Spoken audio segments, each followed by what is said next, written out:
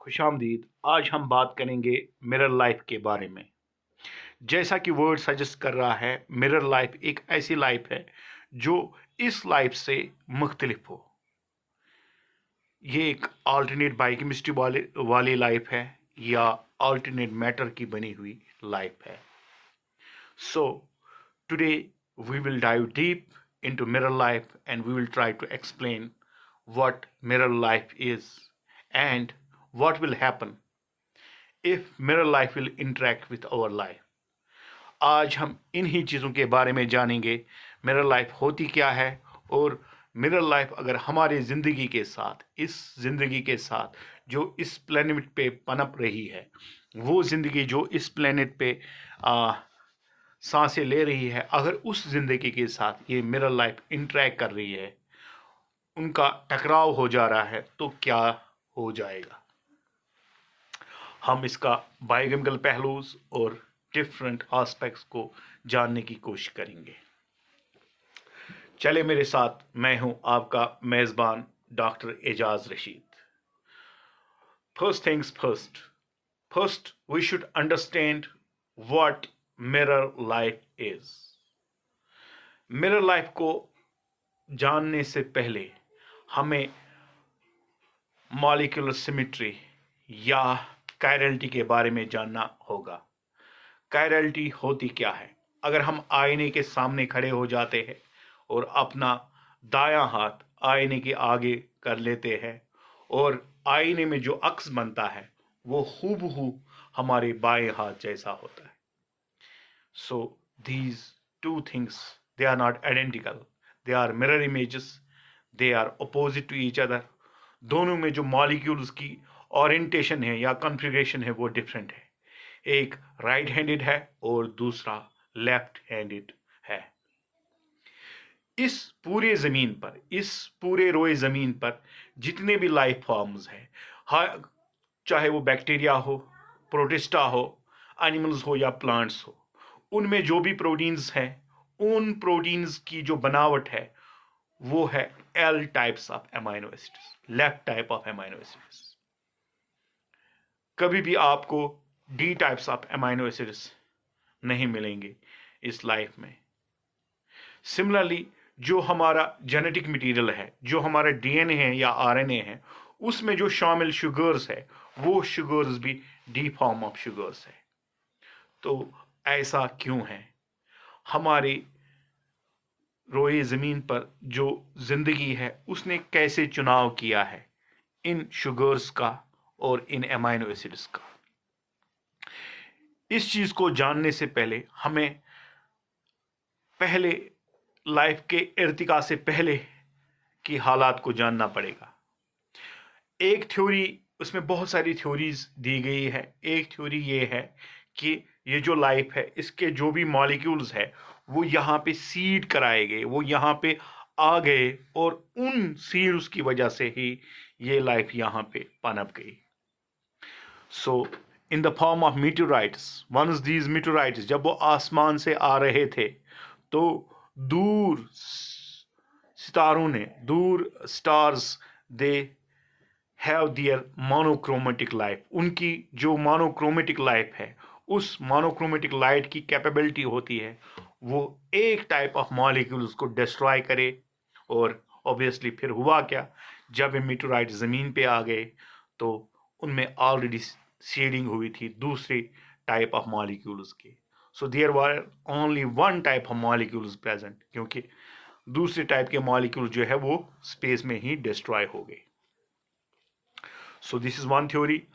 Another theory is that in the pre-life forms, before life was present on this planet, equal proportion में दोनों molecules थे because of some chemical inequilibrium.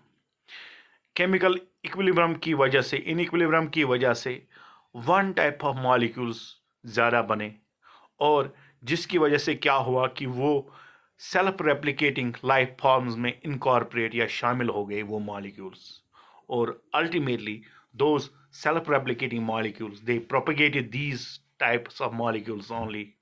और आज हमें सिर्फ यही टाइप ऑफ मॉलिक्यूल्स इस रोए ज़मीन के लाइफ फॉर्म्स में मिल रहे हैं। सो क्या होगा अगर ऐसी चीज़ नहीं हुई होती? बिकॉज अगर लाइफ किसी और तरीके से प्रोपिगेट या इवॉल्व हुई होती कि हमें D types of amino acids और L types of sugars incorporate हुए होते, तो वो जो लाइफ फॉर्म है उस लाइफ फॉर्म के एग्जिस्ट होने के चांसेस बिल्कुल अच्छे खासे हैं। हो सकता है दूर किसी सितारे पे, किसी प्लेनेट पे ऐसे ही चीज़ें अब भी हो रही हो, और वहाँ पे जब लाइफ पनपेगी, ये मिरर लाइफ, जब वो मिरर लाइफ यहाँ आ जाएगी, चाहे वो हम सैटेलाइट मिशंस पे जब जाते हैं, जब हम दूर खला में जाते हैं और वहाँ से स्पेस सैंपल्स कलेक्ट कर लेते हैं, हो सकता है कि हम ऐसी लाइफ को ज़मीन पे लाए, और जब वो लाइफ इस ज़मीन की लाइफ के साथ इंटरेक्ट करे तो what will happen? These are some of the exciting questions which need to be addressed. आज तक एलियन लाइफ के बारे में जो भी हमने सुना है, हमने स्पेकुलेशंस सुने हैं, दोज आर वाइल्ड स्पेकुलेशंस कि हो सकता है कि alien life high energy form हो, किसी और एनर्जी मैटर से, प्लाज्मा से बने हो, मेटल से बने हो, कार्बन से बने हो, सिलिकॉन से बने हो। सो बट एन आइडेंटिकल और very realistic twin of the life, this form of life जो हमारी लाइफ यहाँ पे मौजूद है, उसकी ट्विन फॉर्म जो है वो पॉसिबल कर सकती है, हमारे साथ ही रह सकती है, हमारे साथ हो सकती है, या स्पेस से इस ज़मीन पे आ सकती है। So what will happen? क्या क्या चीज़ें हो सकती है, क्या क्या चेंजेस आ सकते हैं हमारे इस लाइफ पर जब ऐसी कोई लाइफ इस धरती या ज़मीन पर आ जाए? उस लाइफ को हम बोलेंगे मिरर लाइफ। सपोज ये मिरर लाइफ जो मिरर मॉलिक्यूल्स की बनी हो, जिसकी अल्टरनेट बायोकेमिस्ट्री है, जिसकी बायोकेमिस्ट्री हमारी बायोकेमिस्ट्री से डिफरेंट है, अगर ये लाइफ हमारे इस धरती पे आ जाए, व्हाट विल हैपन? पहली चीज, इम्यून सिस्टम ब्लाइंडनेस।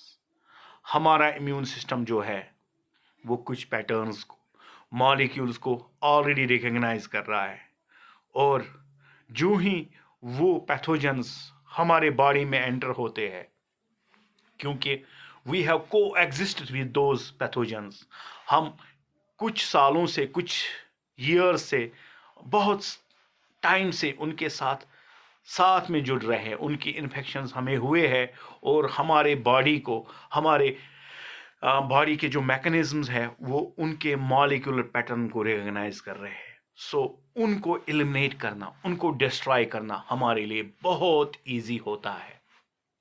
इसके बरक्स मिरर लाइफ जो कि हमारी समवट ट्विन लाइफ होती है, जब उनके bacteria, as you know, bacteria बहुत ही रेजिलेंट होते हैं और हर जगह मौजूद होते हैं, और they are very much invasive.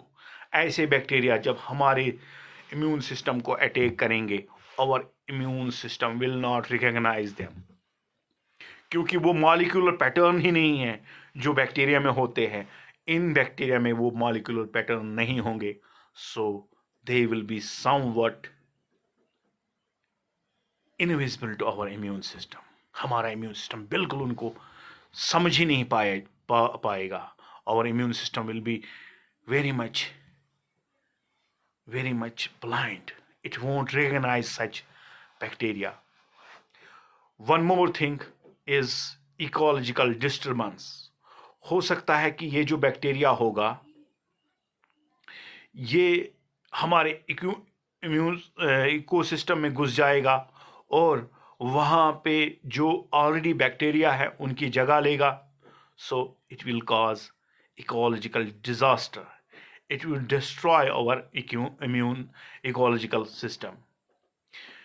So ये ऑलरेडी हमारे नून बेनिफिशियल ऑर्गेनिज्म को एलिमिनेट कर सकता है, उनकी जगह लेके, उनके रिसोर्सेज लेके। One more thing is biochemical incompatibility. ये जो बैक्टीरिया होगा ये हमारे सिस्टम के लिए इनकम्पेटेबल होगा। इनकम्पेटेबल इस तरीके से होगा कि हो सकता है कि वो कोई टॉक्सिन या वेस्ट प्रोडक्ट प्रोड्यूस करे जो हमारे सिस्टम ने कभी देखा ही नहीं होगा। So it can cause severe allergic reactions, जो बहुत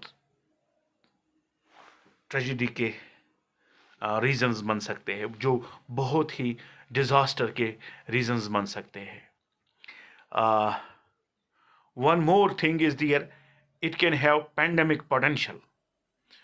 सबसे खतरनाक सिनेरियो ये हो सकता है कि मिरर बैक्टीरिया एक अनकंट्रोल पैंडेमिक की शक्ल ले सकेगा, जिसका कंटेनमेंट या जिसका इलाज हमारे पास